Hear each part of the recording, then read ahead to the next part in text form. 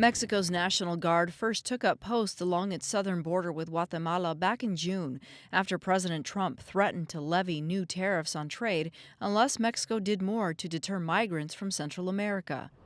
Their presence eventually expanded to Mexico's border with the U.S., a move praised by Border Patrol leaders like Carla Provost and Tucson Sector Chief Roy Villarreal. The Arizona Republic's Rafael Carranza has covered what that deployment looks like in the state of Sonora. There's always been trucks of soldiers, Mexican soldiers, fully armed with their guns out, that have more or less been patrolling the streets in certain cities in Mexico for all over a decade now, since two presidents ago. And what the change now is that the people holding the guns now, the soldiers, are part of the National Guard. So they're wearing a different uniform. They're driving a different car with the insignia of the National Guard, but they're still doing a lot of those duties. And certainly we've seen them in Agua Prieta, we've seen them in Nogales, and in a lot of the other border cities here in Arizona, and certainly in the other Mexican border cities as well. So their presence is definitely there, and that has also caused a lot of tension, not just with the population, but also with a lot of the nonprofits that work directly with migrants too.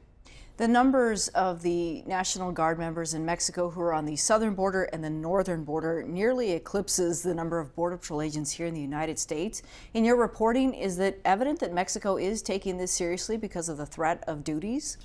I mean, it seems that that's kind of the impression that is being given, considering the massive number of troops or the National Guard members that Mexico has deployed, and it seems that they're taking it seriously enough. I think that the question, or what we need to look out for, is how sustained will this be? Will those National Guard troops remain there for a year, 2 years? Is that going to be a permanent thing, or are they going to be starting to taper off now that we're starting to see quote unquote results?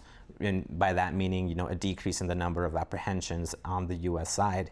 And, U.S. officials are a little wary about, those future plans, because they feel that if Mexico does taper off their support and they start withdrawing some of these National Guard troops, then the number of apprehensions could, begin to rise again. Maybe not to the historic levels that we saw earlier in the year, but, close enough to create some additional, hardships and challenges for them.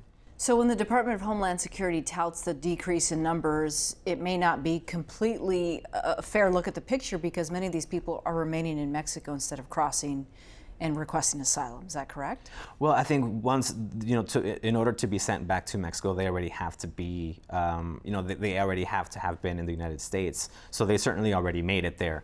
But I think what Remain in Mexico is doing, by sending these individuals back to Mexico instead of letting them continue into the interior of the country, that is, creating, it's discouraging people back in Central American countries and Southern Mexico from, attempting this, because what I found in my reporting is that in many instances, the reason or the way that many of these migrants reach a particular border area is because they have relatives or they know somebody who crossed through there, and so it's by word of mouth.